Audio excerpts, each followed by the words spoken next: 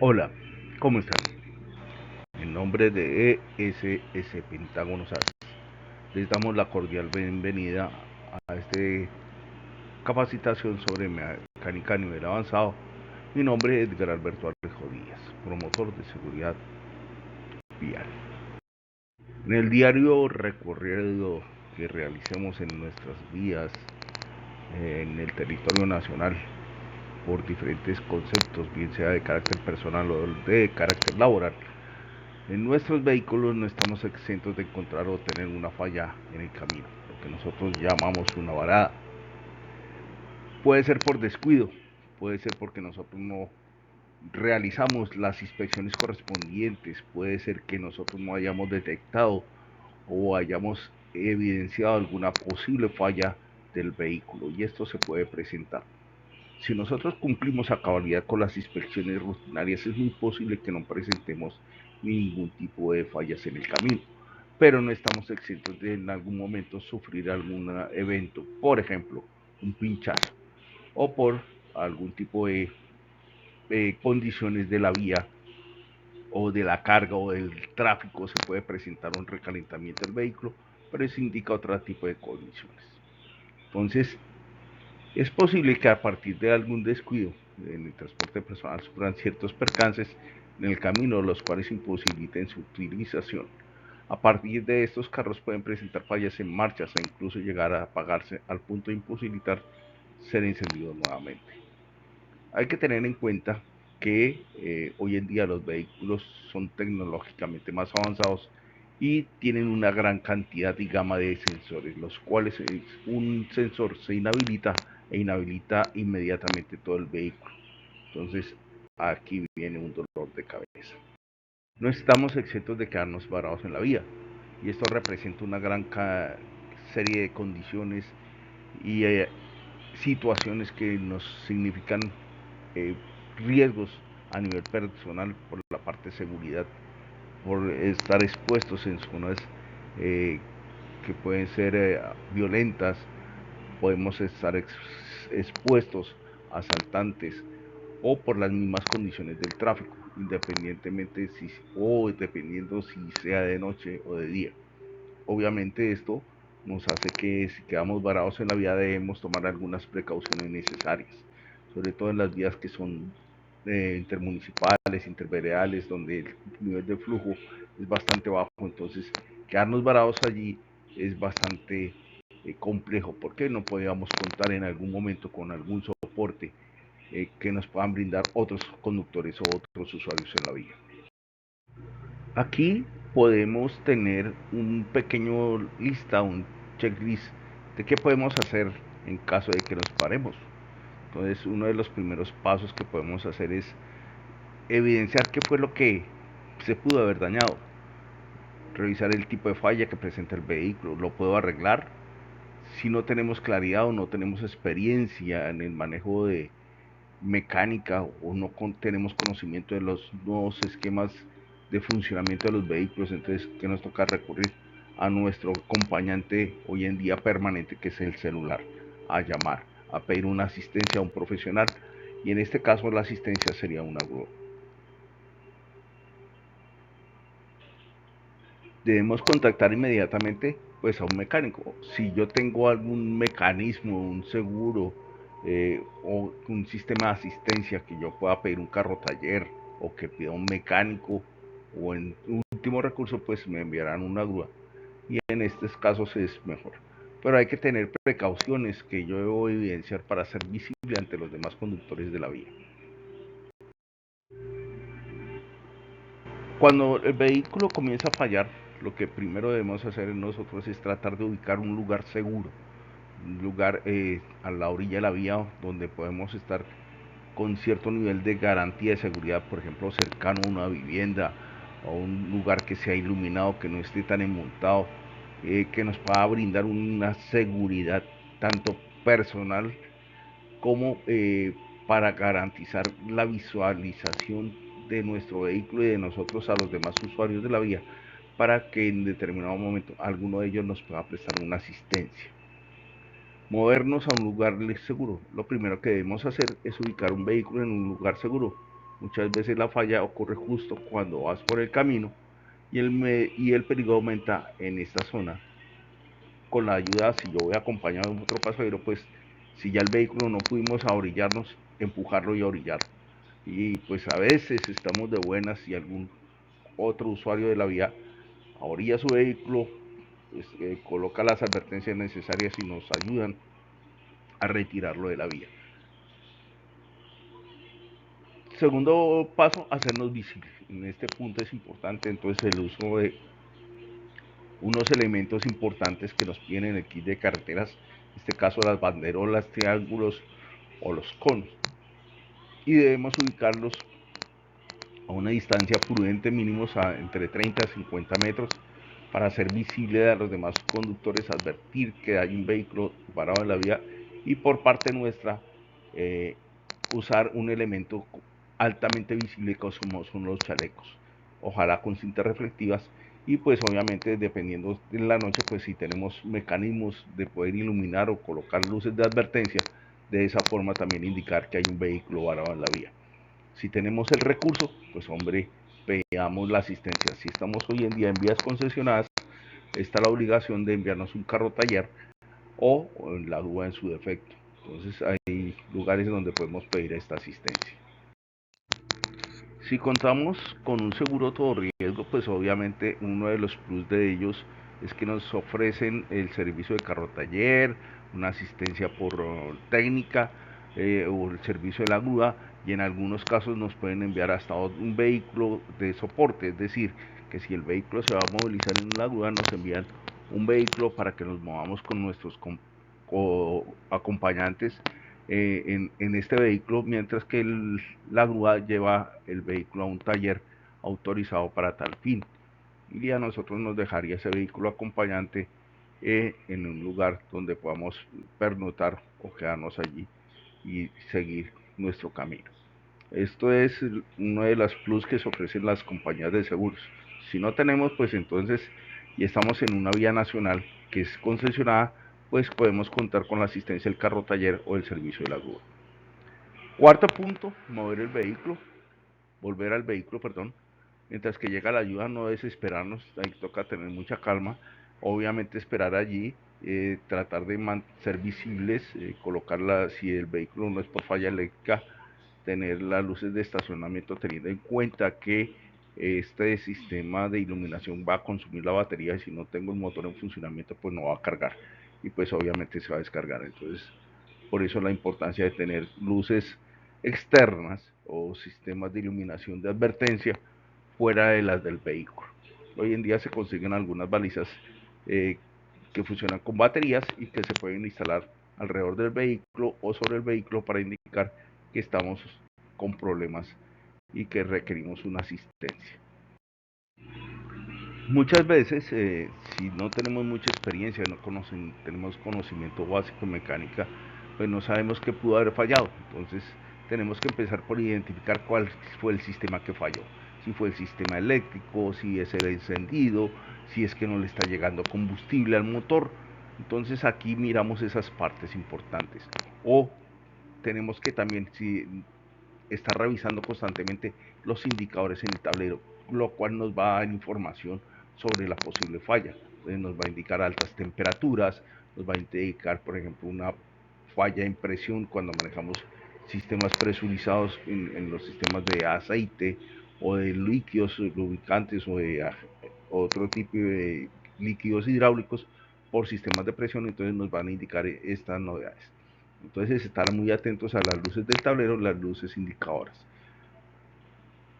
Y pues obviamente si nosotros tenemos algún tipo de experticia o conocimiento básico de mecánica, pues entonces entraríamos a intervenir en un vehículo. Obviamente los vehículos nuevos o de los años de 2000 para acá, ya todos vienen con una cantidad de sensores electrónicos que puede un simple partícula de polvo o de barro o de lodo puede bloquear este sistema, este sensor, y este sensor anula obviamente otra serie de sensores que bloquea el vehículo y entonces nos deja inmovilizados. Es importante tener claridad en este punto y hay veces puede ser un sensor el que nos esté afectando este sistema. Ahora, la parte eléctrica. Entonces arrancamos a revisar la caja de fusibles, la batería, si es que se sulfató, si es que se desconectó, y tenemos que revisar toda esta partecita. Entonces ahí que tenemos que tener precauciones, utilizar elementos de protección como guantes para proceder a hacer un lavado de las baterías. Si yo no le hago mantenimiento, obviamente vamos a tener sulfatados los bornes y ahí es donde vamos a tener contacto directo, podemos tener alguna afectación por ácidos. Como lo mencionamos en la anterior diapositiva, es importante tener claridad cuál fue el sistema que se afectó. Si fue por falla eléctrica, entonces el vehículo va a comenzar a todos sus sistemas electrónicos a fallar de un momento a otro, y se fue todo el sistema.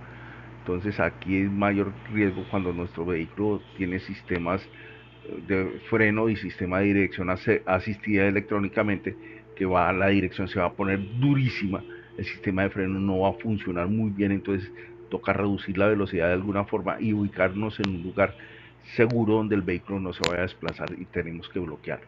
Y ahí es cuando entramos a utilizar nuestros sistemas de telecomunicaciones para tratar de ubicar un mecánico, una asistencia técnica. Volvemos al ejemplo, si estoy en una vía concesionada, tratar de pedir la asistencia, entonces me tocaría desplazarme hasta los postes o las cabinas de SOS que tienen ubicadas en las vías concesionadas para pedir la asistencia técnica necesaria para lograr desbararlos. Teniendo en cuenta, es importante que cuando llegue la asistencia nosotros ya tengamos identificado cuál fue el sistema que falló, bien sea el sistema eléctrico, bien sea el sistema de encendido, bien sea el sistema de combustible de alimentación o otros tipos de sistema, por ejemplo en el caso del motor, que pudo haber presentado por recalentamiento porque no observamos. Entonces son cositas que nosotros debemos tener presentes en esto. Dentro de las fallas más comunes que se pueden presentar son las fallas en los sistemas de alimentación eléctrica.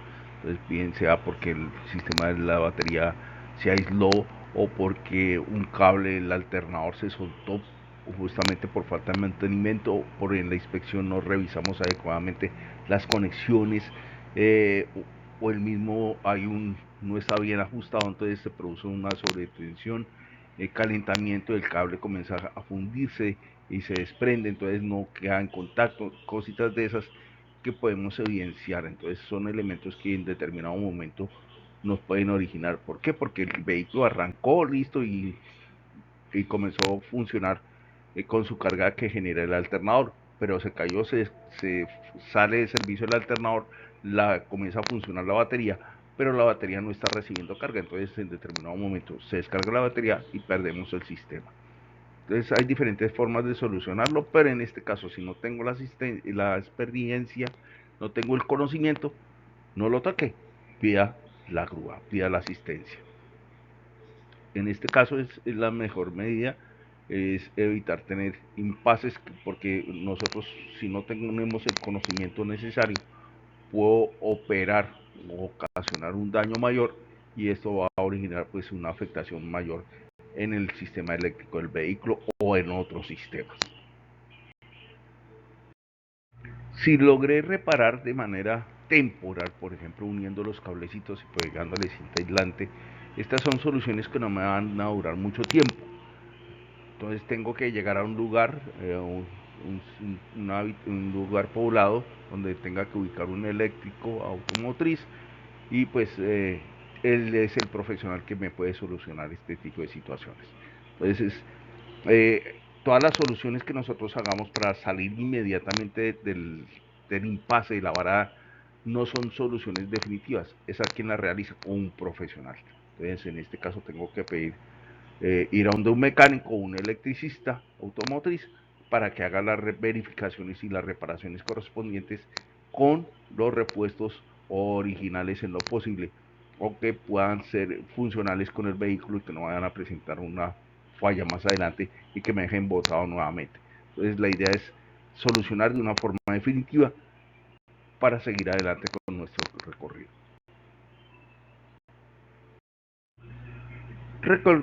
Estamos recalcando mucho estos dos puntos, el de chequear el daño, es importante que nosotros tengamos claridad en qué fue lo que se dañó.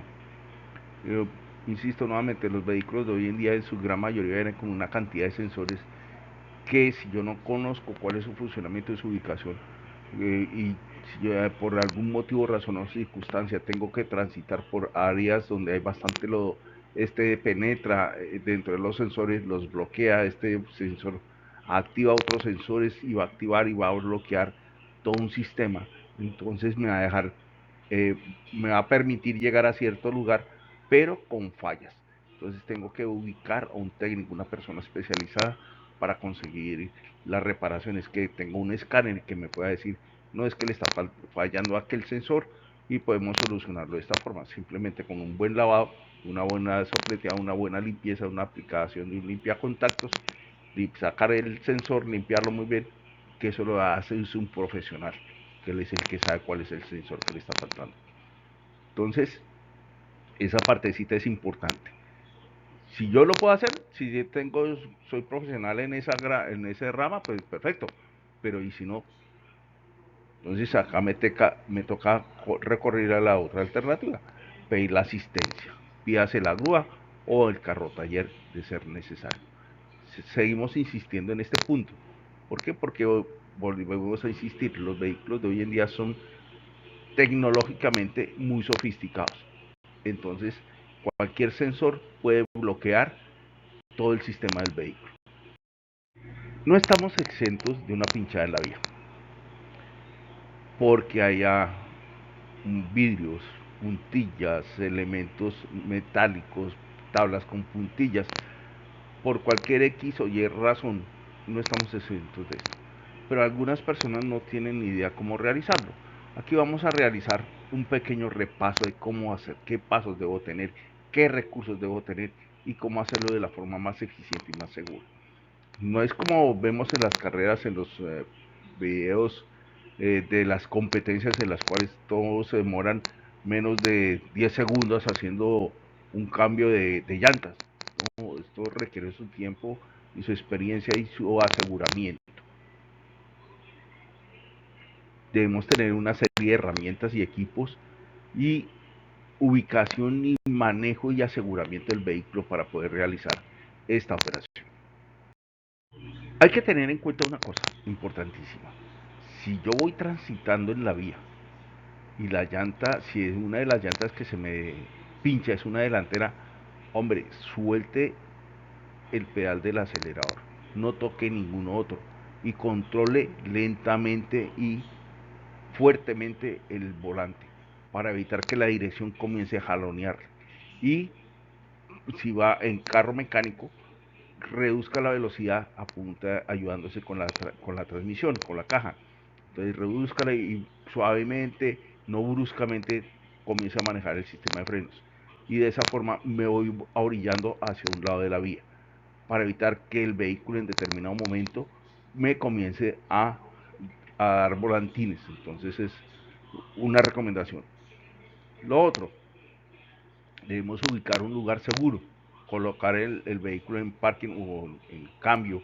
El parking cuando vamos en un vehículo automático o en cambio, si la transmisión es manual, activar el freno de mano y de apagar el vehículo.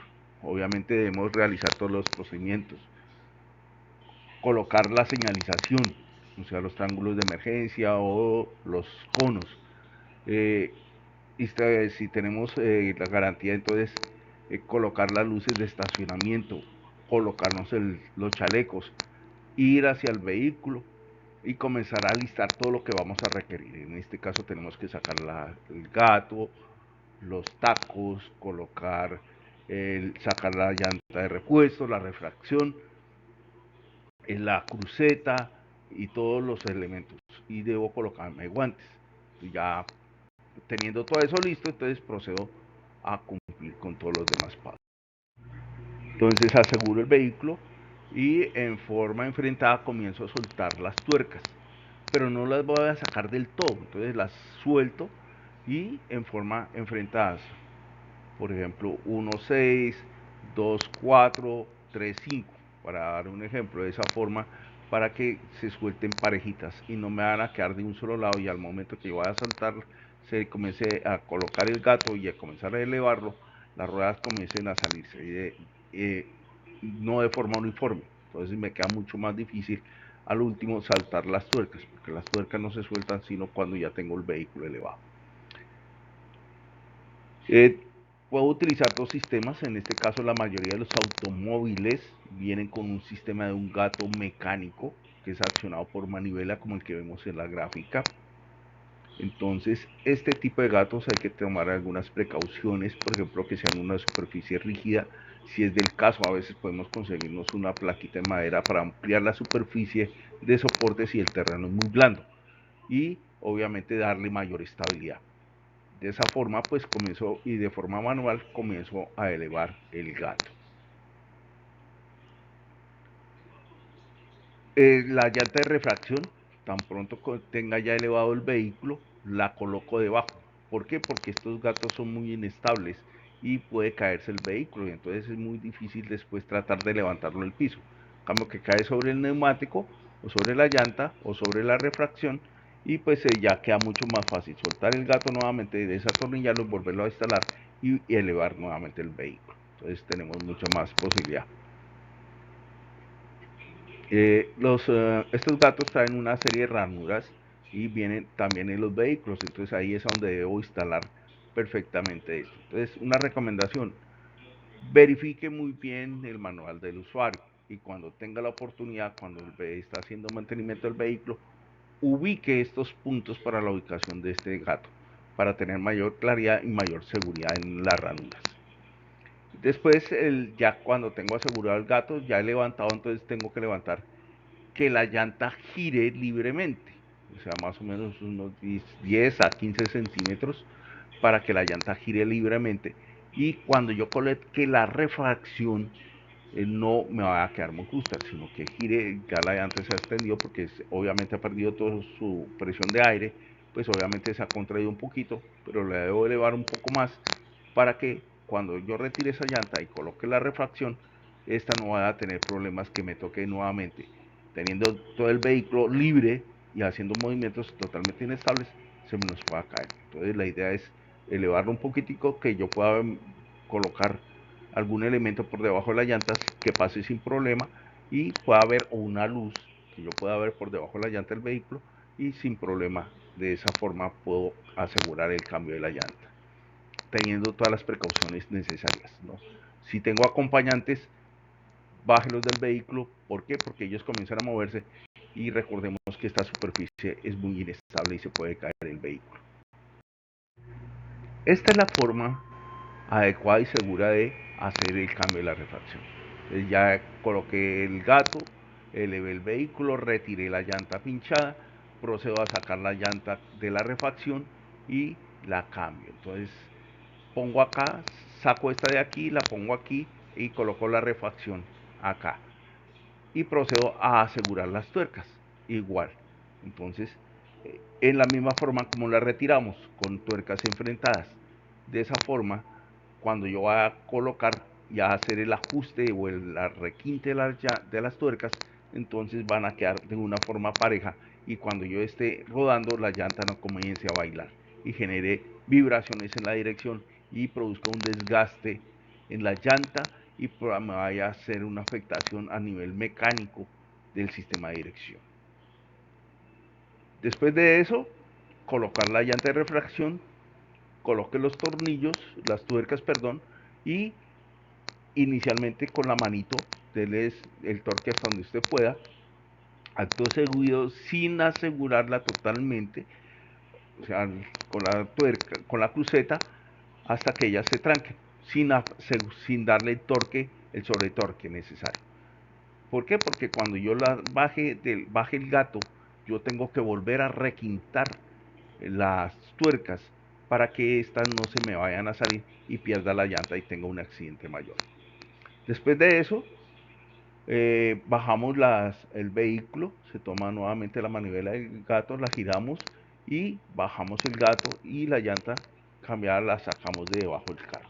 Entonces retiramos eso, requintamos nuevamente las tuercas verificamos que quedaron bien ajustadas, recogemos todos los elementos, guardamos la llanta dañada en el lugar de donde está la refacción, la colocamos ahí, recogemos toda la herramienta, la guardamos y nos vamos hacia un montallantas y hacemos la reparación correspondiente. Este punto ya los habíamos tocado, entonces era ajustar las tuercas, tomando la cruceta y girándole en el sentido de las manecillas del reloj hasta que logremos el torque y el ajuste necesario.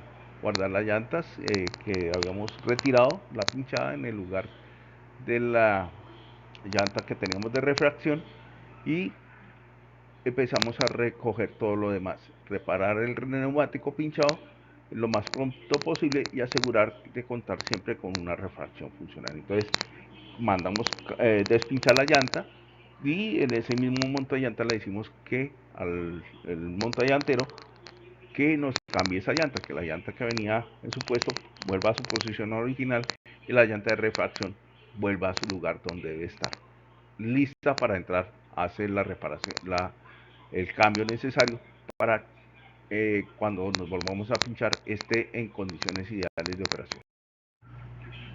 ¿Cuáles son las herramientas necesarias para cambiar una llanta? Entonces, están dentro del kit de carreteras.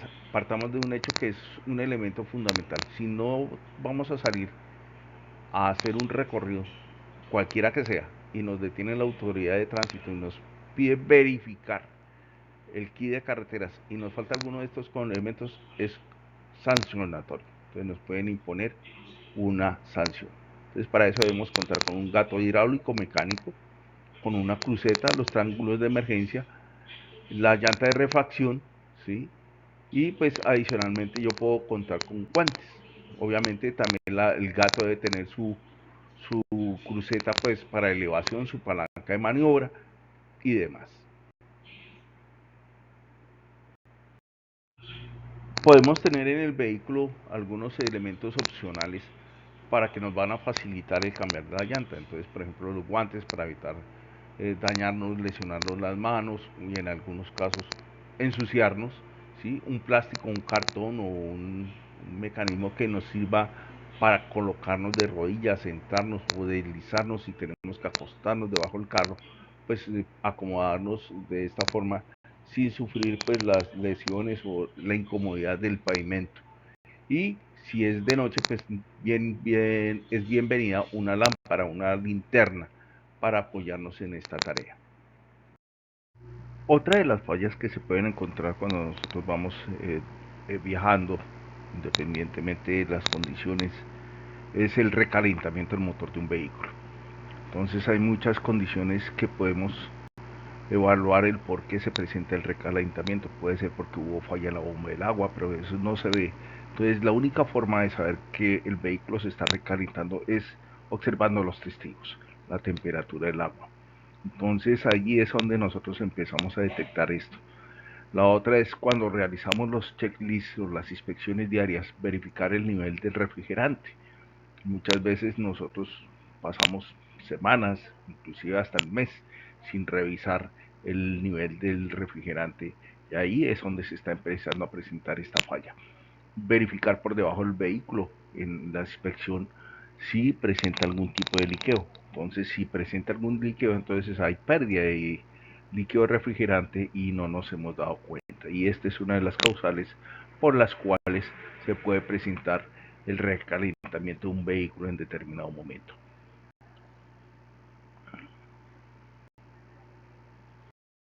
Cuando veamos esta señal en nuestro tablero, esta señal, cuando la veamos en nuestro tablero de instrumentos, hay que ponernos en señal de alerta, modo alerta. ¿Por qué? Porque nos está indicando que hay una alta temperatura del motor en el radiador. O sea, quiere decir que no le está llegando refrigerante, que el sistema está sufriendo alguna afectación. Entonces tenemos que empezar por ubicar un punto donde nosotros nos podamos orillar junto una estación de servicio donde apaguemos el vehículo durante un buen periodo de tiempo, dejarlo que se enfríe para empezar a verificar qué es lo que está pasando. Entonces, lo primero que entramos a verificar es si hay fugas, si el nivel de refrigerante está adecuado.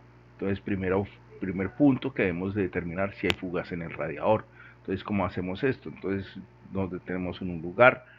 Si todavía el radiador tiene refrigerante o agua en este caso, entonces si nos detenemos debe dejar algún rastro, un liqueo en el piso, entonces inmediatamente podemos decir eso, o una de las mangueras se ha roto o se ha zafado. El segundo punto, si el sistema del ventilador, este dispositivo que ayuda a refrigerar, funciona, entonces de pronto cuando llegamos al lugar, abrimos el capó, observamos si el ventilador está funcionando. Si no está funcionando con el motor recalentado, indica que ya hay una falla en el ventilador. Esa es una posible causal. Entonces todo esto lo va a determinar también, obviamente, un técnico es el que le puede decir a usted qué podemos realizar en ese momento. Obviamente con el ventilador pues podemos agregarle agua y llevar a refrigerar agua y constantemente estar echándole, pero hay unos riesgos asociados a lo cual nosotros vamos a mirar más adelante que debemos evitar. El tarro del depósito entonces es el lugar donde nosotros normalmente, antes se hacía directamente en el radiador, ahora no, es en el tarro del depósito. Entonces, como es un líquido, este mantiene alta temperatura, presenta vapores y se presuriza. Cuando nosotros vamos a manipularlo, cuando el motor está caliente, obviamente vamos a estar expuestos a que nos golpee salga una nube de vapor y nos golpee directamente. Entonces es por eso que debemos esperar a que se refrigere el vehículo. Después de eso comenzamos a agregarle, si es del caso, si no tenemos refrigerante, pues obviamente tenemos que agregarle agua. Y pues obviamente pues, con todos los procedimientos para evitar sufrir una quemadura por temperatura. La otra posible causa es que la bomba se ha dañado. Y aquí es donde nosotros no lo podemos determinar. La bomba, el refrigerante o la bomba del agua pues puede presentar algún daño. Entonces, ¿cómo podemos percibir eso? Entonces tocamos el motor o miramos cuando ya el motor esté frío, lo ponemos a funcionar, tenemos el tarrito del depósito abierto y cuando llegue la temperatura ideal del motor nuevamente, él trata de compensar, darle paso al refrigerante para su circulación. Si no llega y ya le hemos agregado agua al refrigerante, al tanque, y si no cumple ese ciclo, entonces indica que la bomba no está funcionando. Esa puede ser una forma, la otra ya es con un técnico. El otro, el termostato. Esta parte, este sistema que se activa cuando el motor requiere que el agua o el refrigerante pase a cumplir su función, no actúa. Y eso lo determina también un técnico. Y la tapa del radiador o la tapa del depósito presenta fuga, no hay un sello, entonces se presenta despresurización, pérdida por vapor y obviamente pérdida de licor refrigerante. Y esto origina pues obviamente el recalentamiento.